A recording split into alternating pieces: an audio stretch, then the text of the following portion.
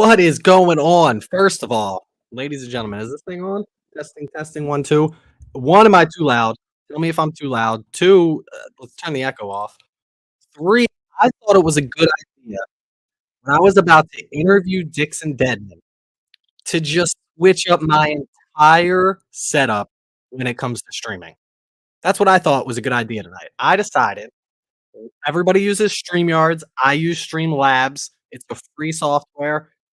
It doesn't allow me to do one thing and one thing only, and that's this. Streamlabs does not allow me on YouTube to show comments, and I thought, if I'm gonna interview somebody and I'm gonna tell people that they can also ask questions to Dixon Dedman, I have to be able to show comments on screen, and I tried there's a way, it doesn't look good. I was on here the other night for 4 or 5 hours trying to figure out how to use StreamYards I'm sorry, Streamlabs to make this work. I'm starting with Miller Lite tonight. We'll get into the 2XO, obviously. I don't wanna have, I didn't wanna have too many before we got into hanging out with Dixon Dedman. I don't know how do I sound okay? Do I look good?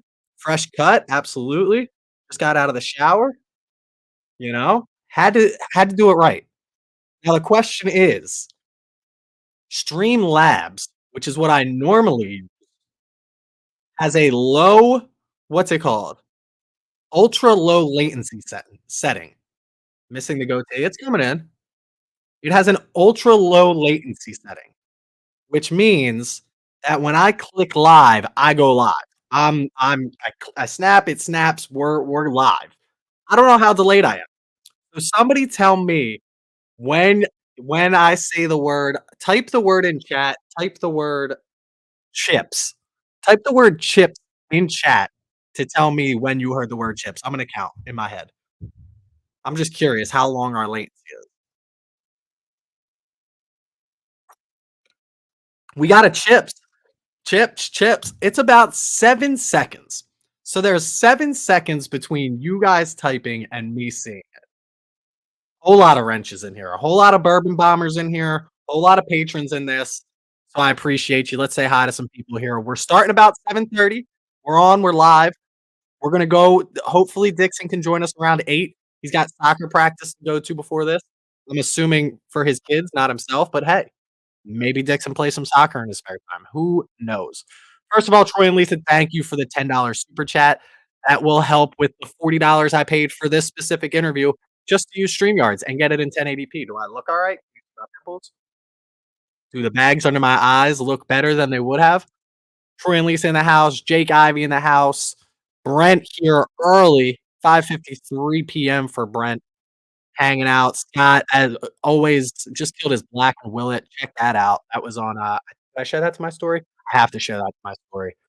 Brent, we said, Scott, good to see you. Brandon in the house. What's up? EP's in the house. What do we see? I see PA, Texas, Ohio, West Virginia, GA. What states am I missing? Where's everybody else from? How do you remember that, Brent? I don't even remember where these people are from. I talk to them every day. I ship them things. I still don't remember where everybody's from. Crank in the house, Andy in the house as well, Kentucky in the house. Got some good stuff coming out of Kentucky. Gandy, you'll have to tell me. I've heard rumors that beyond of what I would normally assume that Kentucky is one of the best states to live in for bourbon, it's actually not because they ship a lot of stuff out. True or false? Johnny in the house, what's going on? Robert in the house. Look at this. Look at how cool this is. I paid $40 so I could put this comment, so I could write chips on the screen. That's what I did. Whole lot of wrenches in here. David A in the house. Luke, what's going on, brother? Nate, whoop whoop. You know what's funny? Nate and Luke, it's funny you both are in here right now. I always confuse your usernames, Barrels and Bourbon, and I can't even think of the other one because I don't know which one's which. For I always confuse your usernames in Discord. I don't know why. Danny Spirits, what's up, y'all? What's going on, Danny Spirits? Appreciate you stopping in. Practice makes perfect. That's what we're doing. That's why we're on a half hour early tonight. Practice it up. You wear makeup, I know it. I wish, dude. These bags under my eyes. I wouldn't say it was makeup, but I used to put like this special lotion that's supposed to make this look better. And then it didn't work. And my doctor was like, have you tried sleeping? And I was like, nah, no time. No time. because I've gotten things from them or sent them stuff too. It's this bad boy right here, the memory. I can't remember anything old age. I'm young and I still can't remember anything. Nate has the muscles, so Nate is barrels and bourbon. That makes sense. See? Makeup. That's close enough, I suppose. What's everybody sipping on tonight? We have 20 in chat. My goal, I have goals. I set goals. They're little goals, but a goal nonetheless. My goal was to have 25 people in here when Dixon joins. I feel like barbells? Have I been saying barrels this entire time? Is it barbells? I've just my whiskey mind was like, "That says barbells," or "That says barrels." There you are. I gotta take the whiskey out of it. Little Bullet Rye going on, little Black and Willet from Scott earlier, I remember him saying that. Somebody was drinking some, Rare Breed, I think, was that Troy and Lisa? Hence the mussels comment. That makes a lot more sense. Current pour is Barrel Armida. How does that taste? I haven't had that one. That's one of the few barrels that I haven't had. I've had the Vantage, I've had the what's the other one now? Dovetail. I've had 33, I've had 34. Baker's 7, got a backup, gotta drink some. Baker's 7 is delicious. Fruity? I don't mind fruity. I like that. What is this? How do I do this stuff? Okay. So this is just showing me special chats. That makes sense. I can do cool things in here, I suppose. Boom. There we go. Let's keep that up for now. So we're drinking. We got it. I mean, we've got questions on. I've got 3 pages worth of questions here for Dixon. I'm going at this man. I'm not holding back. He told me. He specifically told me. I said, Dixon, do you want a copy of the questions I'm going to ask? And is there anything you want me to avoid? And he said, I don't need a copy. I love flying off it. I love flying. I love flying. I forget what he used, but he said he's cool with not getting the questions, and he said ask him anything. He says he's been asked it before. So if you have any questions, you can put them in the chat now. I can write them down, or you can put them in the chat. Audio is cutting out. Don't lie to me. Is that just you? Anybody else getting some audio issues? Should I move up? I might be too far away. Sometimes this thing has like a. Where am I at here? Audio is iffy for me too. See, this is the things we got to figure out. Alex, what's going on? Cheers. Maybe if I move up. I was probably too far away, or if I change no, I'm gonna keep it like this. Let me know just a smidge choppy. Let me know if when I move up, everything sounds better. Sometimes when I'm back here, it might not pick it up. My computer has some problems. It sounded more like a lost signal than not loud enough. Better when you're closer, I think. Local giant eagle rare, I'm assuming. Local giant eagle? Or giant eagle, the name of it? Better closer. Okay, I'll remember to stay closer then. I could probably also change this to a different direction. We'll just stay closer. Mama Littlewood's audio is perfect? I highly doubt that. I highly doubt that. My man needs a producer to call for these lives. Somebody what am I doing? Are you speaking to the I'm speaking to the front of it. I'm speaking to the front, not the top. You guys taught me this already. Speaking to the front. Speak into the front. Mama Littlewood in the house. What's going on, mom? Appreciate you stopping in. How did you even know about this? Do you follow me on Instagram?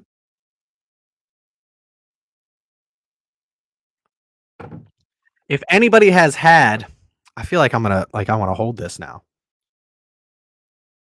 Put the damn beer away. Where's your Angry Orchard? The Angry Orchards are in the fridge. What's mom pouring? Mom is probably pouring a lemon drop martini, if I had to guess. I'm gonna hold this mic like this the entire time. I have one of those mic stands that, like, makes it look all cool, and it's, like, in front of my face. I can move it, but we're not breaking that out. What up, Marco? Appreciate you guys stopping in. We're at 28, folks. My goal was 25 when Dixie gets on. So now all we gotta do is hold it 28. Stop turning your head away from the mic. No, mom, that ain't it. The mic moves with the buffer. What's buffering? Am I buffering? Is everything going all right? This is why I took 30 minutes beforehand. Feet pics are not happening. Maybe later. Gotta join a different type of site for that. That's extra money. Glad it's Miller and not White Claw. Could have been a White Claw. Actually, I don't drink White Claws. I drink she may be right. Well, I guess I can move. No, we're gonna keep it like this. Can I do this? My YouTube channel is actually showing the comments, before my StreamYard, which is weird. What's Odin's name on here? Odin's not on here. I don't know what his name normally Jake Ivy, that's it. He was on here earlier. He said he might not be in here. Scott says no White Claws. What if I interviewed Dixon Dedman drinking nothing but White Claws the entire night? How would we feel about that? How would we feel about that? I'm gonna get rid of my YouTube. This was to make sure everything looked alright. We seem to be looking alright. Maybe that's messing some things up. Turn gains all the way up, cutting out again, unless you have secondary sensory slightly cutting out every once in a while still. Turn gain my gain's all the way up, brother. All the way up. No need to move closer, just gain. I'm telling you, all the way like this is down. This is zero gain. Zero gain on here. This is gain all the way up. I don't know why my mic does that. Fran Littlewood is a new member? How much did you pay for that? How much did you pay for that?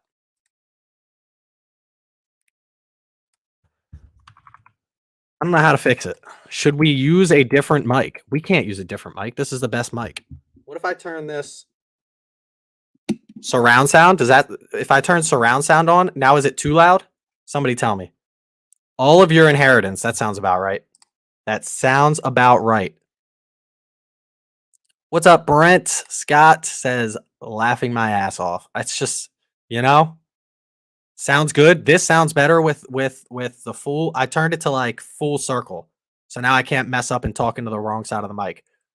You using a Mac or Chrome as a browser? I'm using Chrome as my browser. Cheech. Sheesh, the man makes his own mom pay for his subs. You got to get it as you can get it. You got to get it as you can get. This sounds better. Much better. That's kids for you. I'll tell you what. We're worth every penny. It's going right into the baby's inheritance, so don't even worry about it. Slim Candy checking in. This is the other thing. These names. Change your name on YouTube. For me. I'm greedy like that. I don't know who you are. Did you do a Chrome update today or yesterday? Cheech, I don't think I've ever updated Chrome ever, if that makes you feel better. I didn't know you had to update Chrome. I thought Chrome did that all on its own. Newman, you in here still? What's this? What's he talking? What's this update I'm supposed to be doing?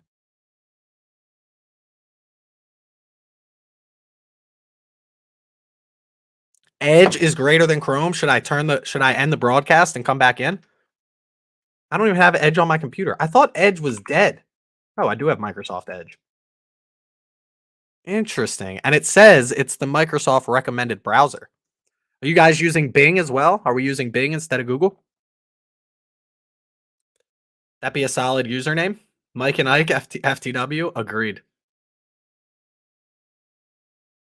Nah, just for future browser usage, it does less RAM. I got all the RAM. I got all the RAM I need. 32 gigabytes of that stuff. 32 gigs of RAM. We can chat after. Oh boy. Now look what you guys did. Me and Newman are going to be on my computer until 2 a.m. updating Google Chrome. Unbelievable. I use Ask Jeeves. I still think Ask Jeeves was good. I liked Ask. It was like Ask Jeeves was the Chat GPT of my generation. He knew everything, especially movie times. Actually, I use Moviephone. Moviephone.com. IE7. Scott, what's that mean? AOL on the disc from Kmart. You remember having to download? Can I hide current comment? Dude, this thing is sick. The comment disappeared, but I could still click hide current comment. That's kind of sweet. Look at this. Unbelievable. 99 free minutes and everybody paid 5 cents per text message, right? 10 cents to get it, 5 cents to 10 cents to send one, 5 cents to receive one, and free minutes after 9 o'clock. Am I right? If I have to use my phone and PC doesn't count, if I have you on my phone and PC, does it count as 2 viewers? I don't know. Sign off one of them. I'll let you know. If you have automatic updates turned on, you were pushed an update in the last days. It is having some compatibility issues with StreamYard specifically and other podcast streaming software. Of course it is. Why wouldn't it? The day or two before I go live with Dixon Dedman. Why wouldn't it? Man, run RuneScape. Try another browser. Can I close out of this browser and come back in and still be live? I don't know how that works. Does that work? And if I open another browser, my computer is going to be like, nah. Have I had problems since I've switched to my new mic output? Has anybody run across problems in the last 3 to 4 minutes? Don't change browsers. You're good now. Boom. That's what I like to hear. Sorry if you had headphones in. Much better. Boom. See, whoever told me, now I can even talk to this side of the mic. Hello, hello, hello, hello, hello. Bourbon of the week, ASMR in the house. So here's the deal. All jokes aside, I literally just got pushed an update on Chrome. Quincy in the house getting updates while we're in Chrome. We can live with this volume. Is it loud enough? Guys, now you got me all paranoid about this. I got the mic volume at 200 on Streamlabs and it's all the way up on my mic. That's the best we're going to get, folks. It's the best we're going to get. I think we're good. Okay. That makes me feel better. The real question is, do we pour up Innkeeper's blend first or the Phoenix blend first? I feel like we should start with the Phoenix blend. That's what we're going to talk about a little bit first. We're going to talk about a lot of things tonight. Mike is loud enough to hear you fart. You're good? That's a little too loud, Muffin Man. Let's do it live, baby. I should have put that on here. We got a bunch of questions. You guys helped me with questions. I'm watching on the TV, so I can't hear anything different. What does that mean? Is that good or bad? Is that good or bad? Smell-o-vision? Just make it happen. I said, are we going to start with Dave? No. See what he says? It's too late. We gotta, have a couple of drinks to calm the nerves before he gets on. Although my brother-in-law said, don't have too many. 1 Miller Lite, though, and we'll start with 1 glass of whiskey. Is that an ounce? Can somebody tell me, is that a standard pour for a Glencairn? I was looking at this the other night, and I still have no clue what it sounds like. Or what it sounds like. I read sounds good. What it's supposed to look like. And if anybody has any questions, 6 or 10 should be good. 6 or 10 what? What are you guys talking about? Now I'm just confused. Bottle kill? No chance. I got work tomorrow.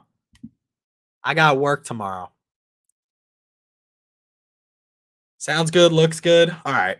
We're rolling with this. If you can't hear me, I'll message him on Instagram the questions. Knock back a few and then Nate can sell you on another bottle. Nate's wife can sell me on another bottle. Unbelievable. Swill dog. I think you should truly have a Truly to cleanse your mouth between tastings. He probably would laugh at that. Looks like an ounce. Where is Dump Truck? Dump Truck's in the house. Where you at, Dump Truck? Looks like an ounce, right? He's here, Troy. He's in here.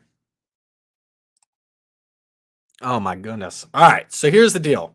I'm getting sidetracked. I also have to watch to make sure he doesn't pop up. I should also have my phone in case he messages me or something. He'll message me like, "Oh, I can't come tonight." Yeah, I won't. I mean, that would suck, right? My laptop volume is at 50 and you sound good. Beautiful. What's up, Troy? Let me just make sure we don't have any emails from Dixon. By the way, check out these glasses.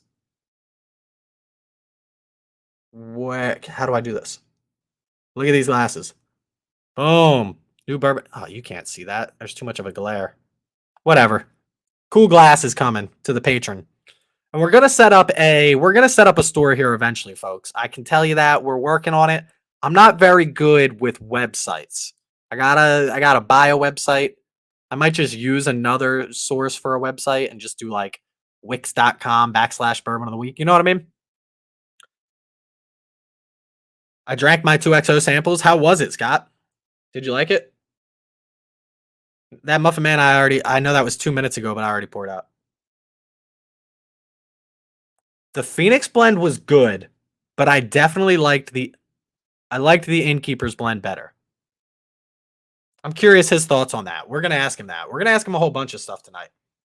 We're going to ask him where he sources his product from, that's for sure.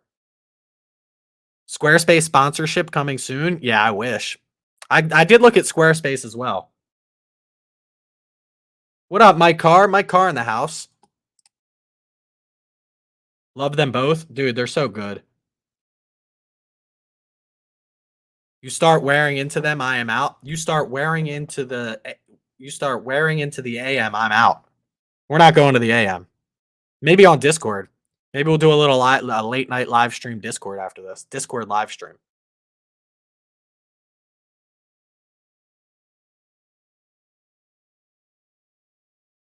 Squarespace sponsors everybody. Do they really? Do they sponsor them or do they just people use them for their websites? Freewebstore.com. Check it out. Message that to me, Scott. This has like the most subtle amount of sweet oak on it that I love it. Going to use them for my business. See, that's what I need. I need somebody I know that's also doing it. Into the AM T-shirt company. Gotcha. I didn't know they were a T-shirt company. I'm pouring Innkeepers in a minute, as you should. If you have 2XO tonight, it feels like it's only appropriate to be drinking 2XO. Oh my goodness. The smell on the nose on this is just so good. Like I don't nose bourbons a lot, but I can already tell when I'm going to enjoy a bourbon when I'm smelling it. And that's weird because again, I don't get a lot usually off of the nose, but this just smells like you get a little bit of age behind this. We're gonna ask him about age tonight too, because I believe he says his stuff is like 4 to 5 years old, 4 to 6 years old, but I'm not sure on that. And then I don't know how long the aging process is. I don't know about like I heard about cubes for aging versus actually like double barreling, all kinds of stuff. Can somebody email Mike a sample of the 2XO, please? It is age stated, Chris. Don't lie to me.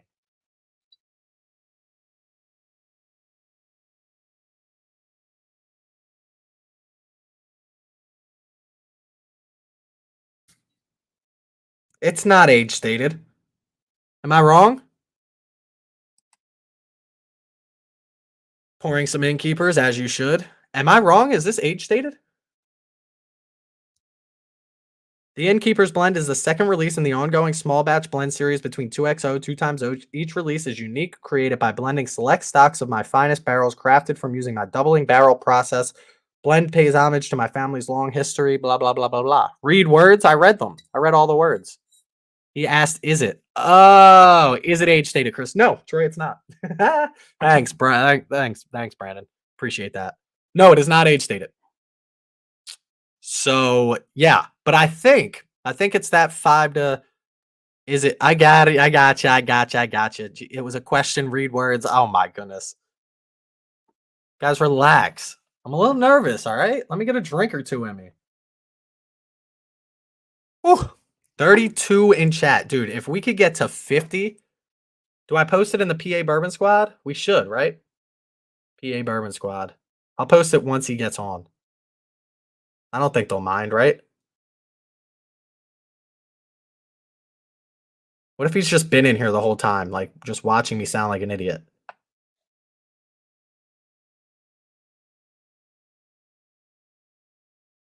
Tough crowd, right? Right, Marco? Jeez, Next we will be saying Red Beast. That was a night. Posted everywhere. Would like to know how to get a 2XO Glencairn. I saw that the company sent one out to someone who had broken a cork on their bottle, but don't seem to have a merch shop on their website. Okay, I'll ask that. 2XO merch. Where's it at? Those said those. I've also seen the glass that you were talking about, and they are pretty cool looking. Hard to age state a blend. Discovery Bardstown does it. Yeah, but I mean, I guess if there's something in there that's I don't even need like an 8. Like I don't need you to tell me the youngest thing in here is 2 whiskey. I don't 2-year-old whiskey. I don't need it on the bottle, but just like, hey, this stuff ranges from like 4. It has some 9-year stuff in it, something like that. Sent the link out to all. Scott, I did get that. I appreciate it. But yeah, I know what you mean. I know what you mean, Troy. It is. I mean, you don't want to put on there that it's a 4-year-old whiskey if it's got 9, 10, 12-year-old stuff on it. Who does that? Like the Russell's Reserve 13. That bothered me. That bothered me that they call that Russell's Reserve 13 because it's 20. There's 20-year-old whiskey in there, and you can tell it wasn't a little bit of 12-year-old, 20-year-old whiskey. There was some good amount of 20-year-old whiskey in there.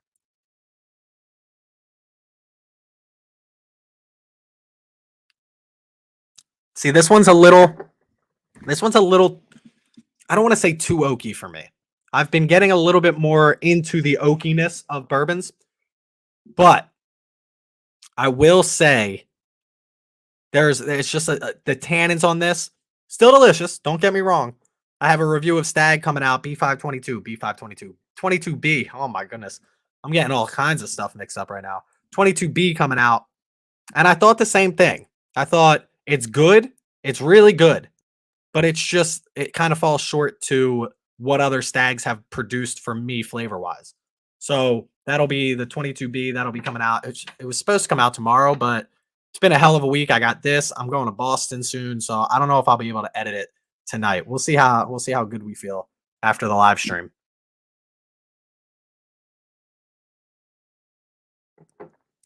I put your link. See, that's what I like. If somebody else puts it, then it's not, then it's not us. I would ask Dixon to give us a story. I know he was at Kentucky Owl and he was at Beaumont Inn, but I'd love to hear more of the story of where he got started, why they left Kentucky, etc. Mike, that's my very first question right here.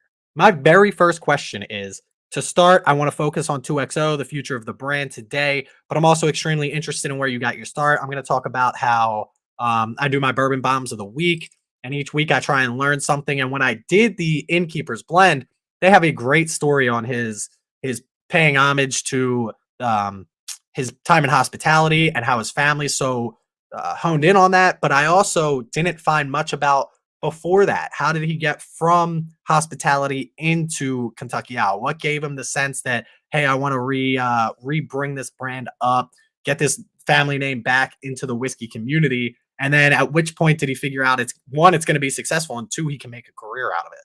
That's my number one question. And that was for me personally. I was also very curious about something like that.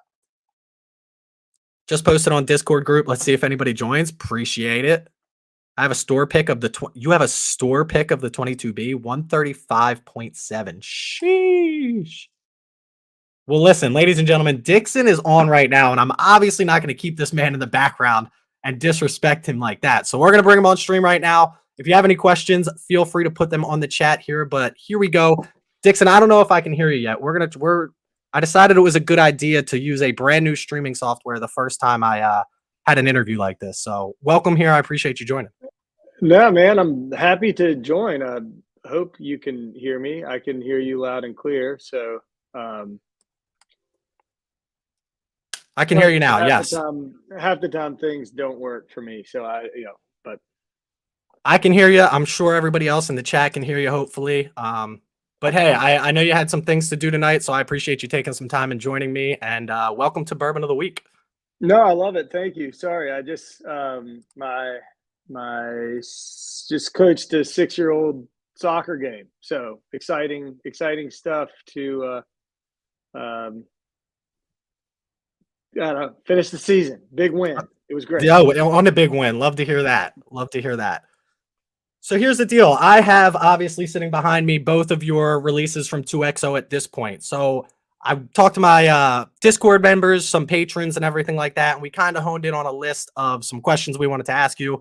And obviously I do want to at one point discuss 2XO, the future of that brand, and that's the majority of my questions here. But to start with you tonight, I'm kind of a little bit interested. During my reviews, I like to talk about something I call the Bourbon Bomb of the Week, which is where I go into learning more about either the brand or the people behind the brand, or something more about the bottle than just the taste of it and how it does on my scale of things, such as price, taste, drinkability.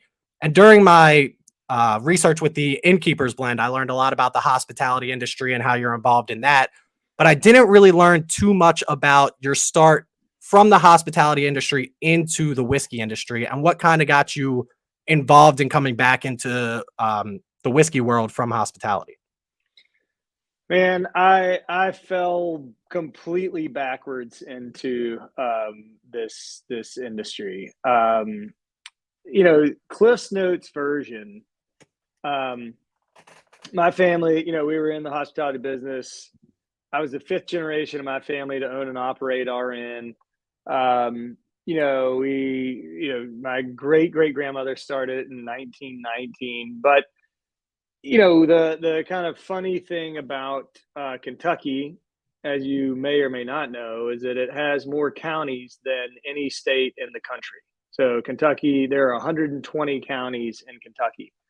And up until probably 2010, 2000, something like that, um, there were more dry counties in the state of Kentucky than in the rest of the country combined. If you've ever done one of those distillery tours, like the tour guides always have that lame joke about how, Christian County was wet and Bourbon County was dry, and it's always that like but bump thing. But Right. um, so I got back from college. I was running our restaurants, a white tablecloth restaurant, but we were a dry county. I mean, the only booze sold, you had to drive, to the county north of us, and um, it was just it was interesting to grow up, in a county where the bootleggers made all the money and things like that. But that legislation, excuse me, changed in our county in 2004. And so the first thing I did was at a kind of a casual restaurant, a bar scene, um, and turned it into, one of the top 100 bourbon bars in the country. And I was into bourbon. I was a collector. I was I was in that place where you got to have two of everything, regardless of whether or not you'll ever drink it. I just see, oh, it's out there. I gotta have it. I got, I really, but one of the things I started to do was a lot of dinners and a lot of events with a lot of these master distillers that we had family connections with. And secondly, I started doing tastings on my own and doing tastings at the end and leading tastings, really talking more about flavor profiles and how that's achieved through the different grain bills or maturation, and I really kind of developed what I thought was a really easy way to talk to people about bourbon. It was much more about, okay, I feel it here. Why do I feel it here? I feel it here. Why do I feel it there? And not near as much about, oh, if you don't taste the caramelized giraffe hoof, then you're doing it wrong. So, I started there, and realized I kind of had a palate for this. I kind of, I could kind of understand as I got deeper into maturation and that type of thing. And then, a few too many times, I was told that, man, it would be cool to restart that old family brand, but it's too hard. You can't, it's impossible. And I've always been kind of wired like, tell me I can't do something a few too many times, and I'm gonna figure out a way to do it. Right.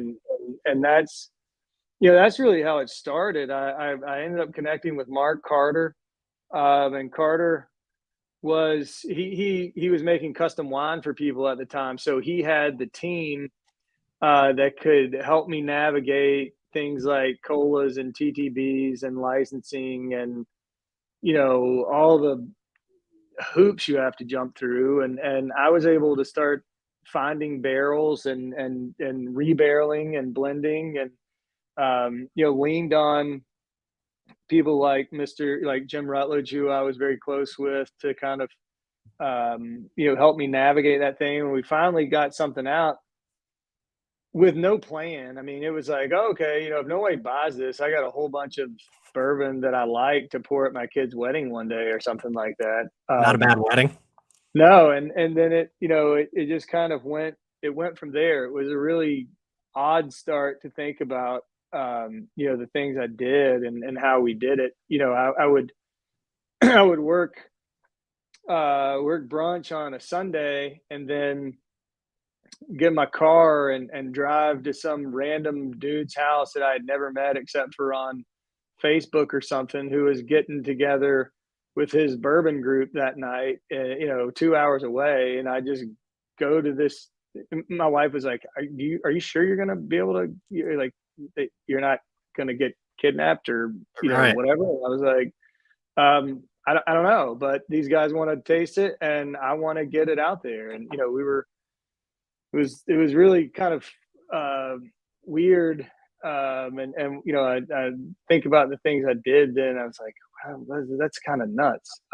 But not that I didn't love the hospitality industry, but there's something, the bourbon industry is also um, a lot of fun and doesn't require plunging toilets and washing a lot of dishes and things like that. So, it has its trade offs. But it's not like we started something and said, "Oh, here's our 5-year plan. Here's our 10-year plan." Here, I mean, it was just fun. I just wanted, I just wanted to get it out there. Right. I got to be honest with you. When I came up with that question, I had about 10 different answers in my head, and that wasn't even close to one of them that it was going to be. Brandon on here says that's a 6 story actually, and it definitely is. It just shows you that being in the industry and talking to some people and really honing in on what you enjoy about the industry can lead you to where you are today, which is kind of cool. And I want to stick with Kentucky Owl here just for a minute as we move into 2XO itself. Somebody wanted to know in my Discord, what are like some of the things you took away with you from Kentucky Owl, some of the things that you learned throughout the process that maybe you're using again here with 2XO, or even some things that you realize, hey, that didn't work out that well and you're going to avoid here in the future. I don't want to come on here and go all negative on anybody, but I will say, the biggest thing for me, yeah, I remember, and here's the thing about bourbon. Um, you can make all you want. You can pay somebody to make you hundreds of thousands of barrels. You can put stuff away. You can put it in a fancy bottle. You can put a label on it. You can do all of that stuff. But the reality is, until you find a distributor who's willing to buy your product and then put it into the market, you don't really have much of anything. So I felt very confident. There's, I can tell you that story if you want to hear it, but we got I got this blend together that I was really happy with and took it to the distributors. And I remember that meeting, and I was so young and dumb and naive and completely out of, I mean, I had no idea what I was doing. I literally walked into the distributor with this blend in a Crucian rum bottle that I had peeled the label off of and taped a piece of paper to it that said, batch one blend. And I remember sitting down in front of these three guys, and they said, "Do you have a sell sheet?" And I was like, "I'm sorry, I don't really know what that is." And they said, "Well, tell us your story." And I said, "I'd really prefer to pour you the bourbon." And they were like, "No, we need the story." And I was like, "Look, I'm very confident in what I have here," and on and on and on. So finally, they said, "Okay, fine. Please, if that's what you want to do it, pour some bourbon." And I was like, "I didn't bring any cups. Do you have any glasses that I could borrow?" And I poured it for them. Long story short, the guy said, "I'll take this and everything you can make from here on out. This is incredible. Now tell me your story." I went home that day and I found my dad, and I said, "Dad," and he said, "Today was the day, right?" And I said, "Yes, sir." And he said, "Today was the meeting?" And I said, "Yes." And he said, "You did it?" And I said, "I did it." And that was a moment that my dad and I shared a nice pour, but talked about how it was back. We actually were able to bring this back. And my dad teared up. I teared up. It was very, very emotional, to know that we had that I had made that happen. And that will never be lost on me. What a lot of the things that I and a lot of the reasons why I decided that where that was going and why that wasn't for me was because I had I'm very proud of my family's history in hospitality and the name that we have and the things we've accomplished there, as well as what I was able to and what we accomplished with Kentucky Owl. And I basically said, these things, you may think they're great. It's, you kind of own it. You've taken kind of the direction away from me, the leadership away from me, and that's fine.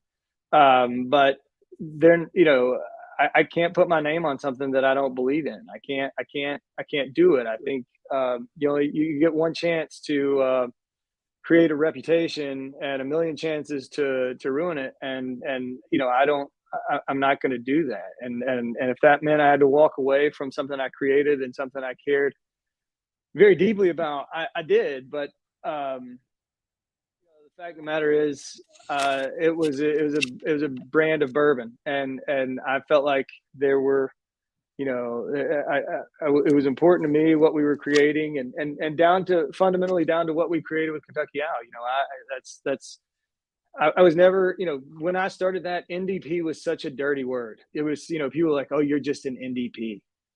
Now everybody's an NDP, you know, or not everybody, but you know, what I mean, now it's a, but then it was like, oh, just an NDP.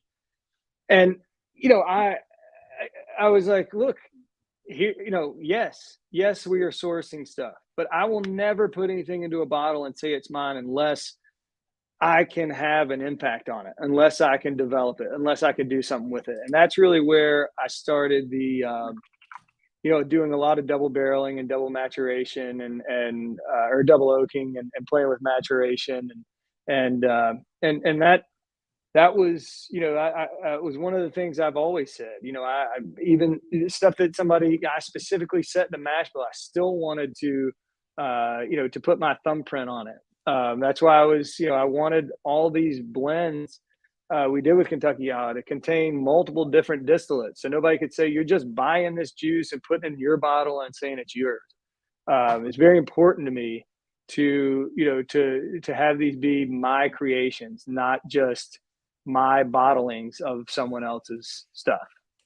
Yeah, and I think Um, that's something that we see in the you know, from our perspective as well, as there becomes more transparency about who's using what and different distilleries that are sourcing to other people. And like you said, either they're using somebody like you who has the experience and the knowledge as a blender, or they're just bottling something that's already been produced with their own name on it. And I think as we move in this bourbon industry, we're starting to lean more towards understanding that and recognizing the value that somebody like you can bring to a company like 2XO or even Kentucky Owl.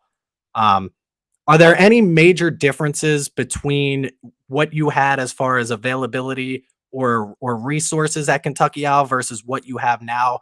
And obviously, you don't have to get into specific barrels or anything like that, but do you find now that starting up as a newer distillery, as a newer bottling and company, that you're kind of trying to catch up to that idea of, okay, we've got to get some product out there, or are you right no, back man, where you were? I pinch myself every day for the situation I found myself in, and not that, you know, it wasn't great with Stoli. I had a checkbook to work with, you know, and you know, so once, and that was it really, that was a big part of why I chose to go with Stoli, is because, you know, they were willing to support me and in sourcing a lot of different stuff. We also went to Bardstown Bourbon Company. I identified three specific proprietary, or not proprietary, three specific mash bills I wanted them to make, and they started making stuff for us. Um, but we were also sourcing, you know, sourcing barrels from, you know, a lot of, you know, anything that was available. I was looking at and adding to our inventory, but that's become a very difficult challenge now. I was not excited. I had the opportunity when I created the 2XO concept to partner with some kind of private equity venture capital money, but that meant that I was still going back to the market for the liquid, and there is just, you know, there is just not a lot of you know, of quality liquid, and a lot of times, even if it's okay, you know, there's a lot of work to be done to get it to the right place where you can blend with it. And so I get this call. I had the 2XO concept. We were trying to figure out how to get it, you know, get it rolling. And that's when Prestige Beverage Group contacted me, and they actually contacted me as a consultant. They had been laying down barrels since late 2015, early 2016, and had access to other Kentucky straight liquid, both of which were proprietary, or you know, I mean, they're exclusive mash bills from particular distilleries. And they basically were just asking me to look at it and say, "Hey, yeah, you got something here," or sell it, or you know, or whatever. And if I'm being honest, I just assumed that it was going to be, you know, 4-year-old BB or like BBC or Green River or something that they had just maybe half the time when you talk to kind of people in these, they're like, yeah, we've got all this bourbon for you. And I'm like, where is it from? And they're like, it's bourbon. I'm like, yeah, where is it? And it's like, oh, Tennessee. It's like, that's not, so I get the samples and I was actually just absolutely blown away by the quality of this liquid and come to find out they had hired some really amazing people to design it and make it and been laying it down and so I went to them and I said, look, I think what you've got is really incredible. And I'd like to show you this 2XO program I'm working on. And 5 minutes into that conversation, they said, how do we partner up to do this together? And so my team, had the brand design and runs the brand, and we've got a big portion of the brand, and then with Prestige, their distribution channels in 50 states and some international markets, and they brought the liquid to the table, and it's a quantity of liquid that we for the foreseeable future do not have to go start sourcing or hoping to find something out there or whatever. We're set from a liquid perspective for a long time. That's awesome. That was another question I eventually was going to ask you here is how long with what you currently have do you see this being sustainable? So it's good to know that we can expect plenty of 2XO in the future and that. Yeah, brand. what was really cool is after we get the first one out and the second one out, both of our partners came back and said, I just love what you're doing. We're so excited that you're actually taking the liquid, developing the liquid, making it our own liquid, and offered to extend our contracts and actually, supply us with more barrels if we need them. So it's a very, I feel very fortunate that I'm not in a situation where I'm just texting these brokers on the regular, like, hey, what do you got? What do you got? What do you got? Right. Seeing it and like you said, pulling out some stuff that you're not willing to blend with in the first place. So that's awesome to know. Well, getting into 2X, now that we've already talked a little bit about the 2XO brand, I want to talk about so you have three, you're calling them series, I'm assuming, three different series coming out of 2XO. You have the Oak series, you have the Icon series, and then the Gem of Kentucky series. Now, the Icon series are the two bottles that we have out right now, which is the Phoenix, the Rise from the Ashes stories, the Innkeeper's Blend, which is obviously your homage to hospitality. And then you have a third series, I believe you're calling it Tribute. Is that what that one is? That's right. I finalized that blend last Tuesday before I left for Wisconsin on Wednesday. That will be bottled towards somewhere in July. So that's probably a September-ish release. That's called the Tribute Blend. That actually has my Dedman family crest on the front of that bottle. So it's a little different blend than those two. It has the spice that you get from the Innkeepers, has a little more kind of red fruit and richness up front. So it's a little bit heavier than Phoenix, like the Innkeeper was, because it lingers a little bit longer. But I've had to hide that from myself since I've returned home. That's good to know that it's that good. And now full disclosure, I did watch your most recent. You have a podcast as well, Blending Bourbon podcast. And in that, you talked earlier about your father and how much he's influenced this and how important this is between the two of you. You had mentioned in that your father had something to do with the Tribute Blend as well. He helped with that one. I did. I pulled him into that one. I said, Dad, I want this to be, something that we made together. And so I kind of dragged it. My dad he loves to say all the time that he's a drinker, not a thinker. But I thought it was fun to kind of get, to bring him in and make him sit down with me and do some of that together. No, I think that's awesome. I think the idea of, you talked about earlier, there's a story behind every bottle, and you tore up your old floorboards and found an old family recipe, but it's it's stories like that where you can, I can now go out knowing that you and your father worked on a blend like this, and maybe share a glass with my dad and tell the story, or somebody in here, but already mentioned like that's a cool story that you and your dad got that feeling together over Kentucky Owl. That's the realness of it, you know? Yeah, I mean, that's when I wanted to kind of, and we, I can't say that I can't take credit for all of it, but when we talk about these blends, it's kind of like, yeah, I've done a batch one, batch two, batch three, batch four, and it's cool. And when people say, "Oh, I like two better than four," or whatever, like that's awesome. But I wanted to put more of of a story and kind of where I was and what I was thinking about, and it's interesting because I've had people come up and they say, I saved the Phoenix blend because I left a career to strike out on something, that was a little bit risky, and when it landed, I opened that, and because I love the story, and I thought, that's so cool, and when people say, hey, I opened your innkeeper's blend because my dad, I'm the third generation to run my company, and we just celebrated X number of years. And so we, because of that story, that's what we toasted with, or, I mean, All right. those kind of, when people make that connection to something that you've created, and, kind of the genesis of the idea behind it, it's pretty, that to me is, where I find a lot of, the most joy in doing, doing what I'm doing, I guess. Yeah.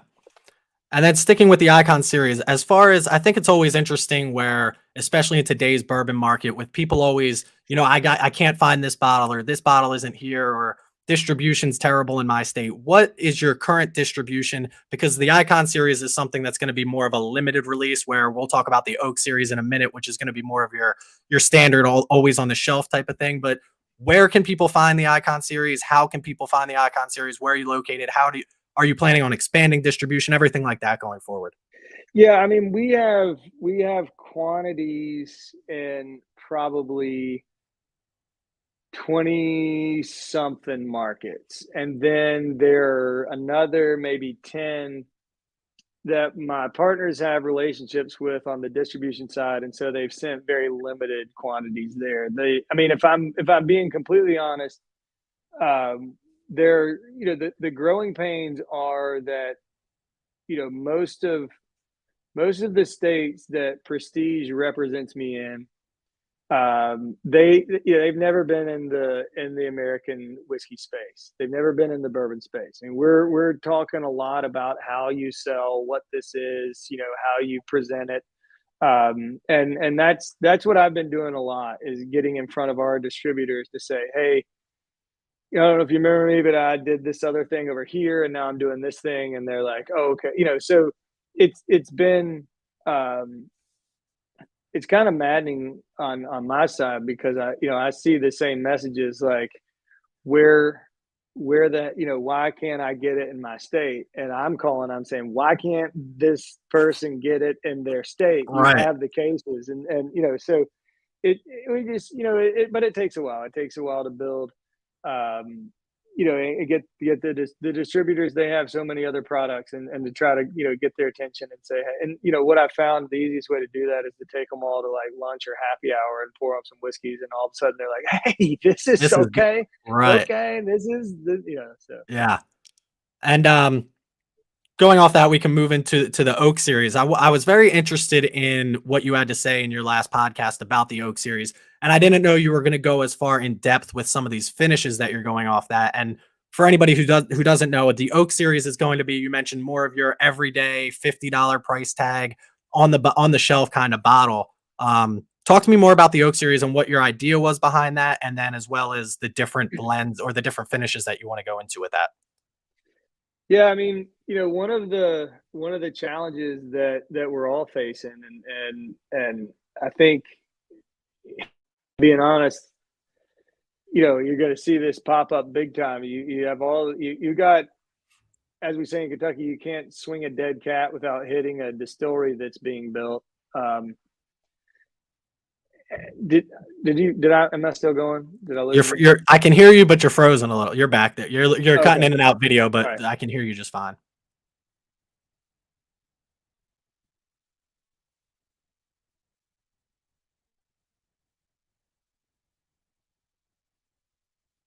You look all right now. Can you hear me? Okay. Yeah. Okay. Sorry. I'm sure like all my kids are on iPads right now or I'm something like sure. that. So, um, but oak and barrels are going to be a huge issue, for this industry moving forward.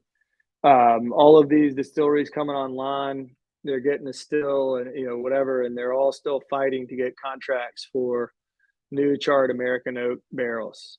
It's a real challenge, and one of the things that that I did was I went and worked with this company who was able to basically take the quantity of surface area that you would get when you introduce, when you dump one barrel into a new barrel a second time, a new charred oak barrel, they were able to give me that quantity of oak exposure on an 8 to 10 foot chain of small cubes of oak that are charred and then inserted into the barrel. So we're getting the oak exposure of introducing it to a new barrel, but we're basically inserting that oak into the existing barrel at And just between to 5.5 and clarify, six is years that what old. you're doing currently with the Icon series, or is that something that's just going to be for the Oak series? No, the Icon and the Gem of Kentucky series will all stay with double barreled liquid, exclusively double barrel liquid. Okay. But it's basically an 8 foot chain of 1 inch by 1 inch cubes of oak that have been charred before they're inserted on the chard and or on the chain and then inserted in the barrel. So the first version of that we'll release probably September, October is the American oak version. So it's an 8 to 10 foot chain of new charred American oak inserted into the barrel for between 6 and 8 months. That's a concept. One, I've never heard of that before, and 6 to 8 months is a good amount of time. I like the idea that you're using the twice barreling process for the Icon series, and then you're trying with that with the Oak series. Have you finished anything on the Oak series front yet, and gotten to taste it yourself? Yeah, yeah. So I started testing this about 18 months ago. Playing with different different char levels, playing with barrels from different locations. So I've probably run I don't know how many tests on this different stuff. So we've I feel like I've got a pretty good understanding of what it's going to be. Okay. And then in that same Oak Series line, I'm going to add a second iteration in probably February or March of next year. That's the same concept, but done with new charred French oak. So by this time next year, we'll have an ongoing American oak version of the Oak Series and an ongoing French oak version of the Oak Series. And then looking at how we can do, I'm testing some chains that have been essentially soaked in some cognac and then charred. So it would be like a cognac infused oak version. We're also, I might end up doing a bottled and bond version of that American oak series. So the idea is that, I'd like to have at least four ongoing, always available shelf facings in the oak series. Yeah, that'll be nice. And then you mentioned that's going to be a $50 price point on something like that. Hmm. Nice. And then the last one will be the Gem of Kentucky series, which is going to be a single barrel release, correct? That's correct. And then that's just something, is that something that you're finding you're like going about your normal picks, your normal blending process, and you're like, wait a second, hold that Yeah. one for Gem of Kentucky, or are you going out and searching for Gem of Kentucky? Yeah, I mean, what I think, these will be double barreled single barrels. So exclusively double barreled single barrels. All of these barrels are right around 110 proof. We're going to bottle this all at 108. So all the Gem of Kentucky will be bottled not quite at barrel proof. That was, when you use a contract bottler, they don't want to have to change the proof and ABV on Right. every single barrel. So, um, but yeah, I mean, and they'll all be different. I mean, some of the char threes are a little fruitier and a little spicier. Some of the char fours are richer, more chocolatey, but and each one will have the barrel number and the year it was produced on the back of the barrel number on the front, year it's produced on the back. We're gonna do uh, about 75, 85 single barrels this year, and just kind of get that program going. The next question is always, when are you going to have a barrel program? And I'm going to hold off on the barrel program for a while. I love barrel programs. I love picking barrels. I bet I've picked 100. I've picked 200 something barrels, with groups and stuff like that. But the problem is you make whatever 100 customers happy, and you make 2,500 customers really angry that they didn't get it. So Right. until we can kind of figure that out, but the other thing that's kind of cool is that I think we're just going to put bottles in boxes. So as they ship out, it's not going to be like this market's only getting barrel 75s. You get a box and they have a 75, a 32, and a 28. So Okay. Well, I can it's tell you right fun. now That that I does can cross that off my does. last question of when is the bourbon of the week 2XO pick, but we can get to that in the future. That's fine with me. Um, so we have the single barrel series, and then going back to kind of that blending process of the Icon series. So the Oak series is going to be more of Oh, your everyday. can I Uh, 1 second, yeah, because absolutely. I did see a great question in there. I am working on a basically a Kentucky straight rye American oak version of the oak series as well. That's probably another couple years out, but we do have some rye. The rye is progressing. Um, it's actually more of a there's more corn in that mash bill. It's not that super high rye mash bill that I did with the Kentucky Owl stuff, but I would eventually like to get at least one, if not two, rye iterations in that oak series. So I just saw that pop up, and I'm Yeah, I did that see that as well. I was hoping to get to that. That's awesome. So you did have a lot of success, obviously, with your rye blends before. So it's good to know that. Do you find that a two times oaked rye is going to be harder to work with than a two times oaked bourbon, or as far as your palate goes, or do you think it just gives you it's a different type of process? I think it's going to be a different type of process. So the lower rye, higher corn. Obviously, you've got um, sweeter liquid to work with. So we'll probably do. I'll probably start with a lesser amount of the chain, insertion, to see just how much we need. I don't think it's gonna. I don't think I'm gonna lose a lot of those rye characteristics. But we'll kind of play with that as it comes along.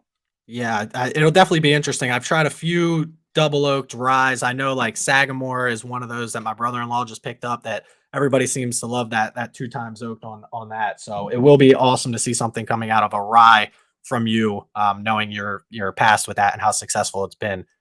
The Icon series is, I guess, the one that interests me the most, just because the Oak series, it seems like you have a very good grasp on what you're going to do, and that's going to be a more consistent product across the board. There's not going to be too much variation in that, minus obviously what you're using to two times oak it. Where the Icon series sounds like it's more your bread and butter. Let me go pick out the barrels that I think are going to blend well together. What do you find? I guess my first question, there's a few questions in this series, is what would do you find yourself trying the barrels and deciding, hey, this is going to be good blended together, or do you find yourself going into it with an idea of, hey, I want this to be fruity with a little bit of oak on the end? Like, do you start with a concept and find it, or do you go into it open minded and say this is what's going to blend well together? No, I don't think I'm smart enough to go into it with anything in mind. I mean, I always say that really I think the most fun that I have is starting kind of with a blank canvas and tasting through things, and then trying to figure out what works well together, what plays well together, and in what quantities and things like that.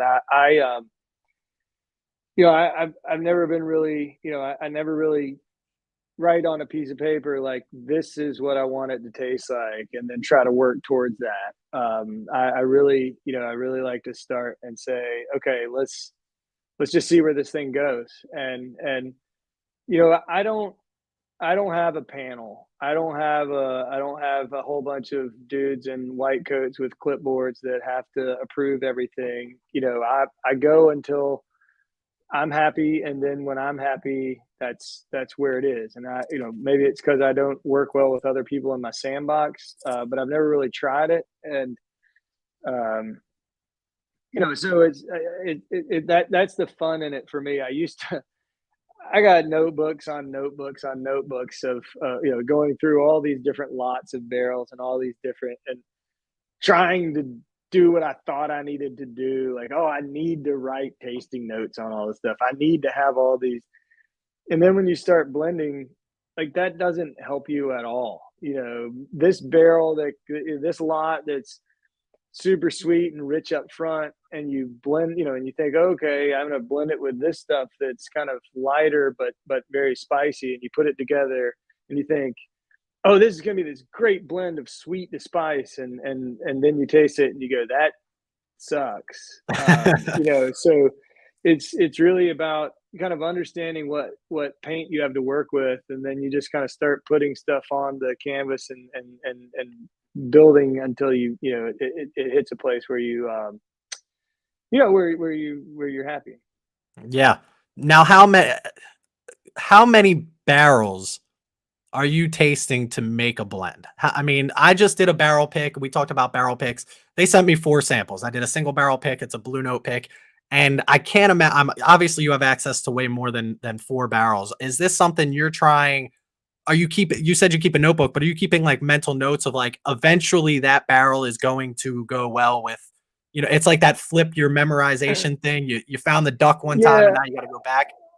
I mean, I definitely, I kind of do it in two different ways. I mean, I constantly track the barrels as they age and progress, and see what they're doing. But when it comes to blending, I mean, I basically, when I was putting the tribute blend together, there were probably 150 individual barrel samples, excuse me, on my table in front of me, and now they're in different lots. So I mean, I don't necessarily have to taste all of them, but if I got 6 of this and 8 of these, and whatever, I kind of understand what they are, and how they work well together. And you build a blend and you say, well, that fell apart in a hurry, and it was probably because this, and then I'll just put these two things together and realize that's where I was getting this like super sour and acidic note, and it's like, and these two can't be in the same room. Right.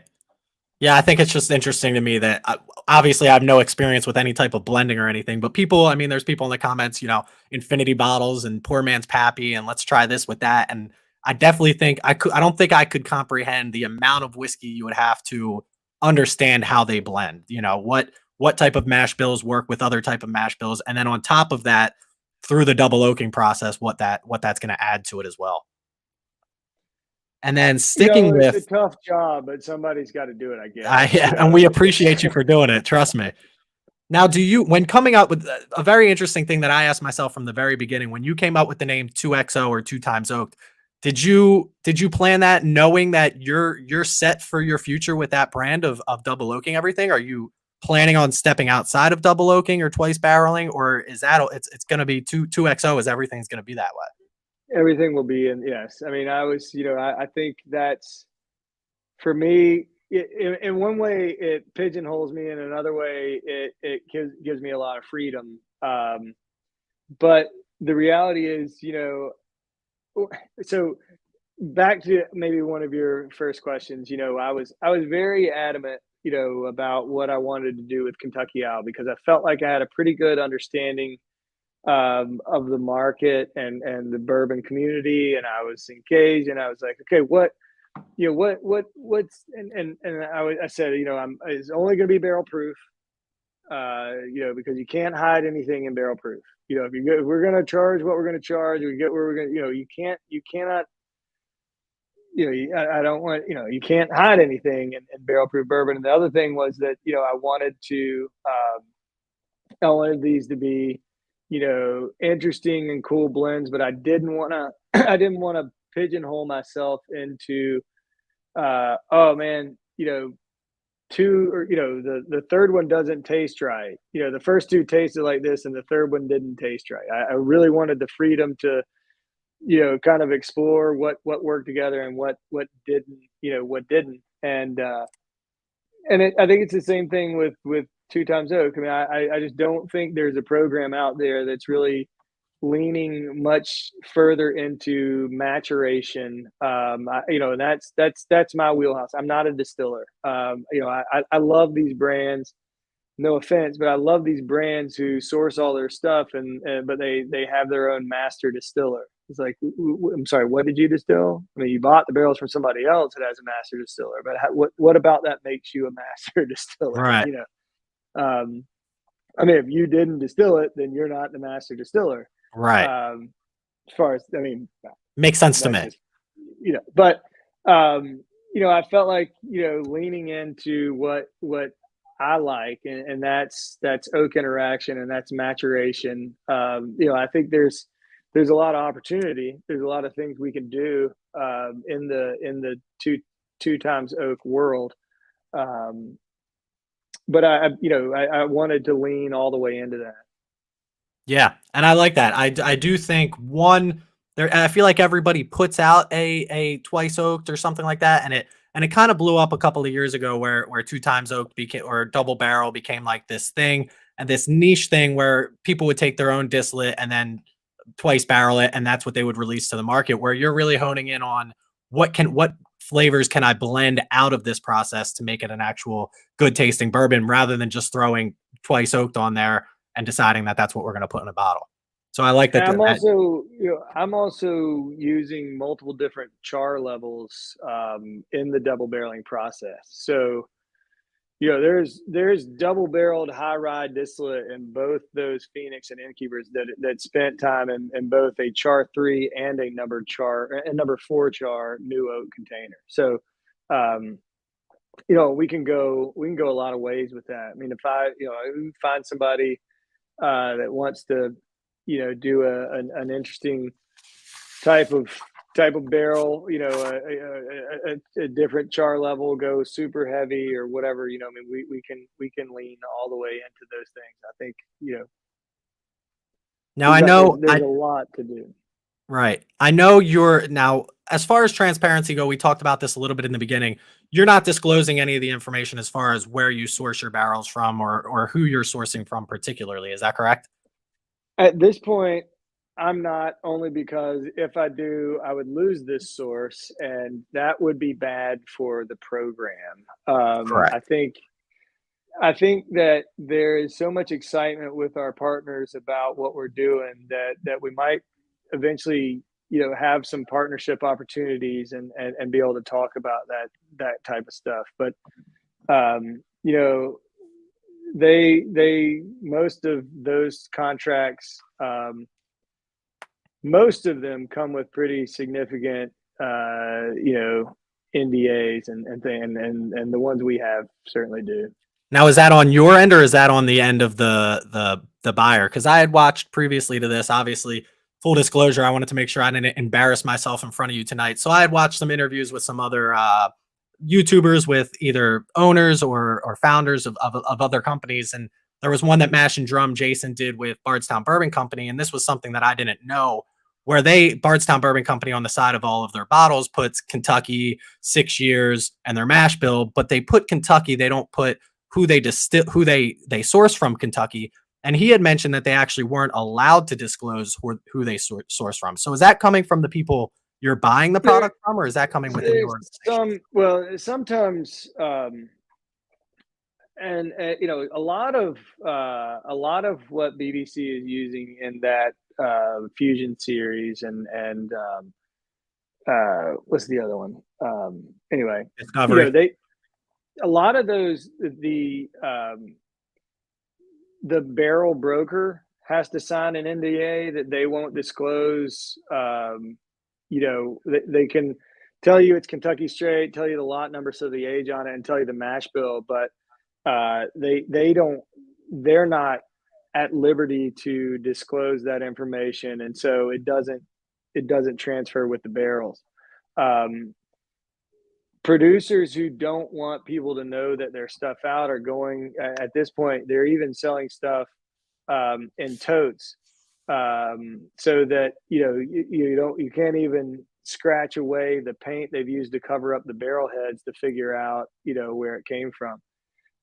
In our case, we're not buying through a broker. We're buying, our barrels are coming directly through the the people that make them, and um, they're very protective of their brands, and so don't necessarily want somebody out there saying, hey, we're doing this great thing with stuff they also made, or whatever. And I can understand and respect that. But it's the whole barrel thing is like the Wild West. I mean, it's not, there aren't, oh, you have to do it this way, or you have to do it that way. It's quite complicated at times, and you have other brands. I mean, if I'm being honest, I've said that like 4 times. If I'm being I honest, like when you're being honest, so keep doing that. as if I was going to come on here and lie to you, but um, if you can only imagine that if Bardstown Bourbon Company put a competitor's juice in their bottle and listed it right there on the side of their label, you know how fast that lawsuit would show up on their front door? Do you know how fast they would be, hammered with, so there's just a lot of that kind of stuff that it's easier just to say, yeah, we can't talk about Yeah. I just from the consumer side of things, I'll find a bottle, I'll fall in love with it, and then I'll say, "Dang, I really wish I knew a little bit more about this bottle, who made it." But it makes sense from your side of things as well. And kind of sticking with that, and instead of just focusing on the here and now and stepping away from 2XO, not entirely, we can talk about that as well. But what do you see as both the future of 2XO outside of the three series that we've talked about today? Is it are you're doing 3 releases of the Icon series per year, and it then too. 2 releases of the Icon series per year, and then 1 Gem of Kentucky per year, and then you're gonna have the regular rotation with the oak. Now, what do you see as far as the future outside of that? Are you gonna stick with that for a while and just focus on the blending of those particular series, or is there something you haven't even come up with yet that you've been going through? I think what I'm still personally trying to like wrap my mind around what all's going on. I mean, I launched the Innkeepers, and they're like, you're on the clock for the tribute blend. You're on the clock for the O series blend. You need to start looking at single barrels. I'm like, I'm traveling all over the country. Is like, okay, hang on. I mean, right now they're trying to, they want the next 5 or 6 names of the Icon series. I'm like, can I get the third one out the door Right. first? Yeah. But there's a lot of excitement and on our team with our partners about it, and I think the really cool thing is that they're also like, what else you want to do? How can let's brainstorm and so I really think once I get through this kind of getting the oak into play, getting the gem into play, the third, out there, I'll probably take. I mean, there's several lots of barrels that I'm squirreling away to hopefully do something much older at some point to see how that works, and so there's a lot of opportunity, but uh, sometimes it's like I can't even think about tomorrow because I got so much stuff to do today. Right. If you know what I mean. And then They're the like, "Hey, the Dixon, let's talk about a visitor center." I'm like, "Oh my gosh, it's fine. Build one. Knock yourself out. I'll hang out there. It's no big deal. come I grab a want to drink with come and Dixon at chill." the visitor Yeah, center. right. Now, as far as the bourbon industry in general, we see places like Buffalo Trace spending $1 billion on expansion. We see Bardstown Bourbon Company, which is doing all this fugitive technology when it comes to whiskey. We talked about the barrel shortage already. Do you find that you see the bourbon industry heading in a certain direction that you either like, don't like, or something that you're kind of worried about or excited about for the future of bourbon in general? Well, I think that if you were a craft beer guy 10, 15 years ago, there was a very, very similar situation where you couldn't walk a block without there being a microbrewery, um, and that's not necessarily the case, today. And the big ones, some of them got acquired and built into massive brands, and some of them, struggled. And I don't think there's any bust in this industry, but I definitely think there's been, and it continues to be, an incredible amount of money invested in this industry, both in speculative barrels, as well as in build outs of distilleries and things like that. And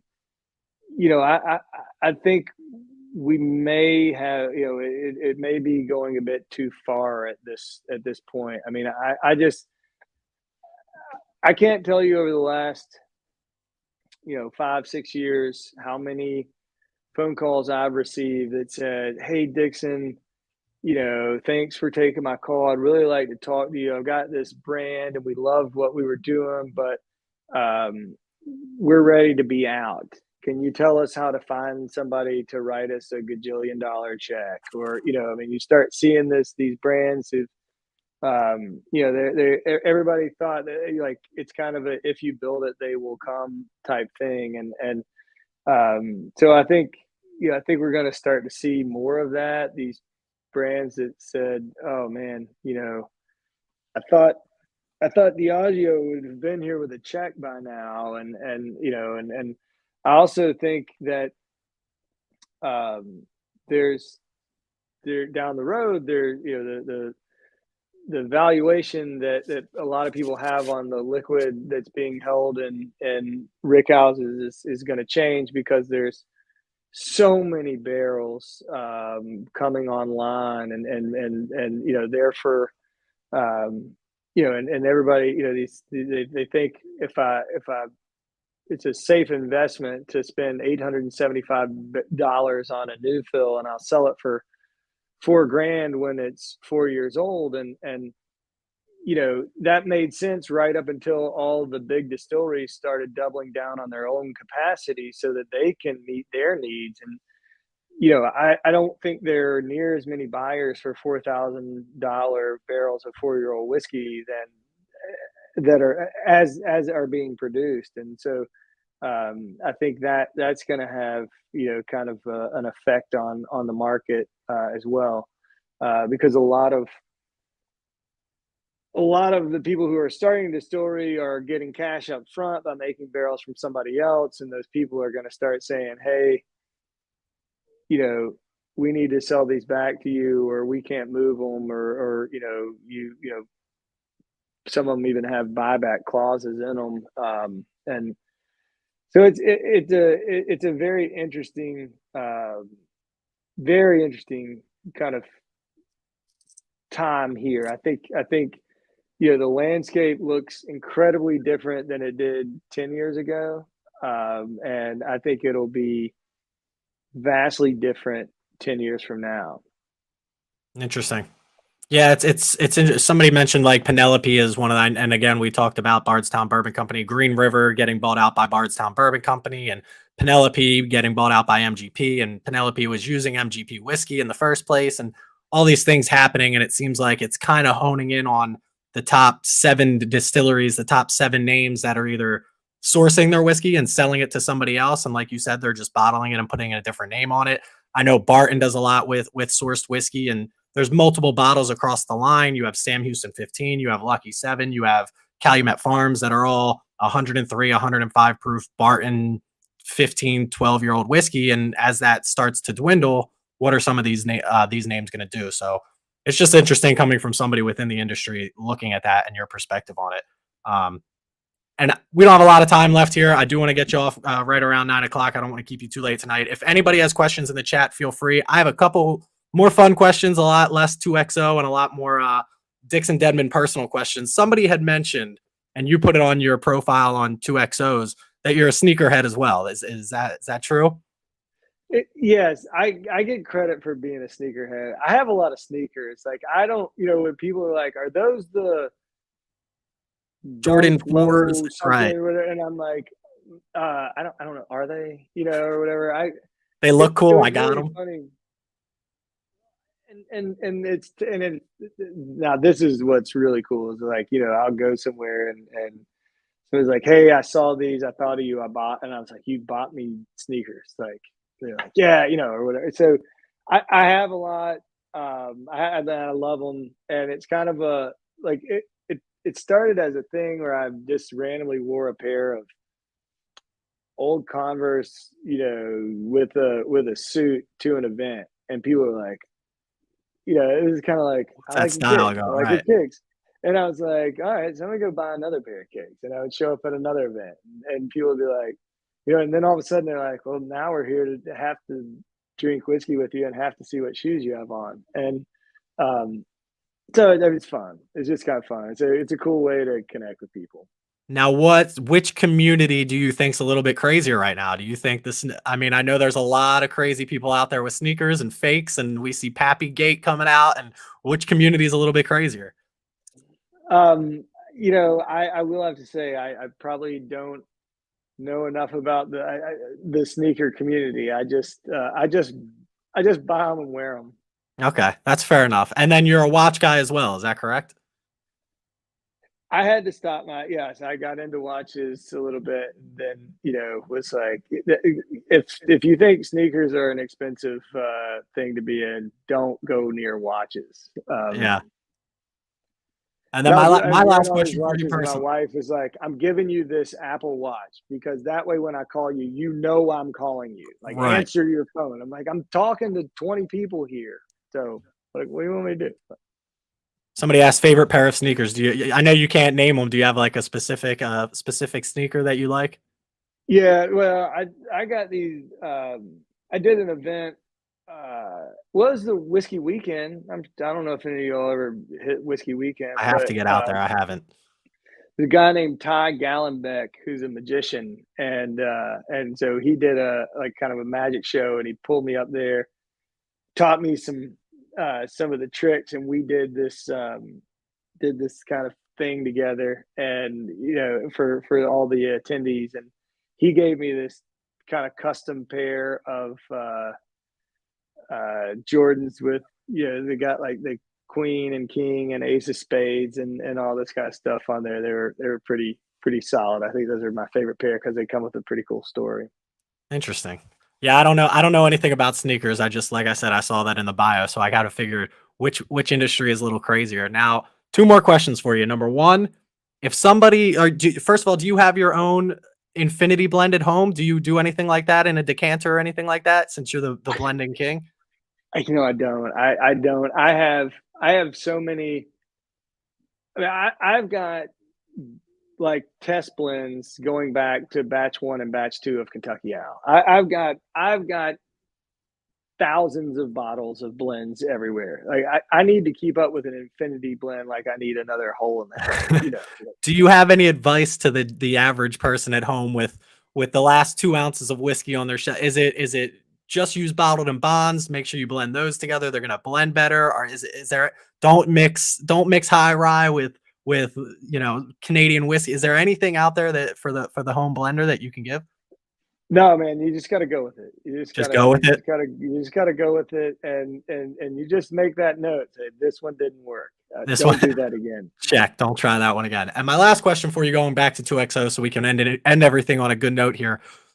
Prices as far as your bottles go. I know these are MSRPing for $99.99. You talked about the Oak series being at that $50 price point. Gem of Kentucky, do you have a price idea on that as of right now? Yeah, that one will be 199. 199. And is there any specific, how much influence, one, do you have in that? And then what's the kind of process on price pointing a bottle? I know there's some things, I mean, I've seen craft distilleries put out 2-year-old whiskey for $150 and 375 milliliters. Is there a reason for the price point, and what's your idea on that? I tell you, when I remember getting the pricing question all the time at Kentucky Owl, and I would just say, here's my business card. If you notice, it says master blender, not master pricer on there. Because every time the price went up, I was like, It was your y'all, fault. Right. right. The reality is like that, and that's the great thing about where we are now is that I know that 99.99 is not an everyday pour. I get that. I'm a consumer first. I'm a blender second. And I know 199.99 is not an everyday pour. I get that. We're not after that. We're not trying to do that. It all comes down to the costs involved. Those chains that are going into every barrel of oak, they come with a cost. And not only a cost of the oak itself, but the cost of the labor to insert them and pull them out of the barrels. The double barreling, comes with a cost. Barrels are expensive. They're very, the price is almost, I wouldn't say almost double, but it's getting up there. We also, that so the Phoenix blend, when I put that together, that was 113 proof, bottled at 104. We're not getting all this crazy volume by adding all this water to it. The Innkeeper's blend was 112, bottled at 104. You take a double barreled liquid and bottle it, 2 proof points below, it comes out of the barrel. So we have this program. Yes, is it very double oak centric? Absolutely. Does that come with an additional cost? Yes, it does. It's just different than buying 2-year-old liquid from somebody and saying, I'm putting it in a bottle, and I had to, I came up with this crazy story, or we bought this crazy story, and we're going to charge through the nose for it. Right. I'm very, and I'm sensitive. I'm beyond sensitive to it because of what I went through previously. When Kentucky, the first batch of Kentucky Owl was $160 retail, because we had so much money tied up in it. I think from what I understand now, they're asking $400 for the 12th batch of that's out there. I fought like hell. The first rye was $130, and it went to $200, and it went to $300, and I that did not sit well with me. Because I understand that a lot of people that collect this, that feel very strongly about it, that love this industry, are also not multimillionaires. I get that. So we we want to be fair. Always want to be fair. Always want to have a product that is that people say, I am more than happy to pay this for this particular product or whatever. So I have I have the seat at the table when it comes to pricing. To keep it obviously where we don't lose, but that it's not we're not gouging, for lack of a better term. And I know you mentioned $100 might not be your everyday pour, but it seems like the way that the industry is going, that soon might be closer to the everyday pour than anything else. So Yeah, I was quoted. It's weird. I did this interview.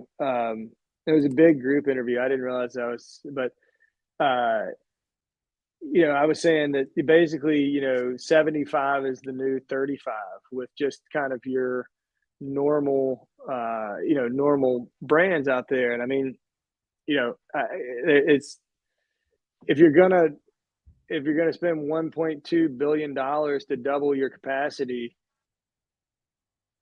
Got to make up for cash it got to come somewhere. from somewhere. All right.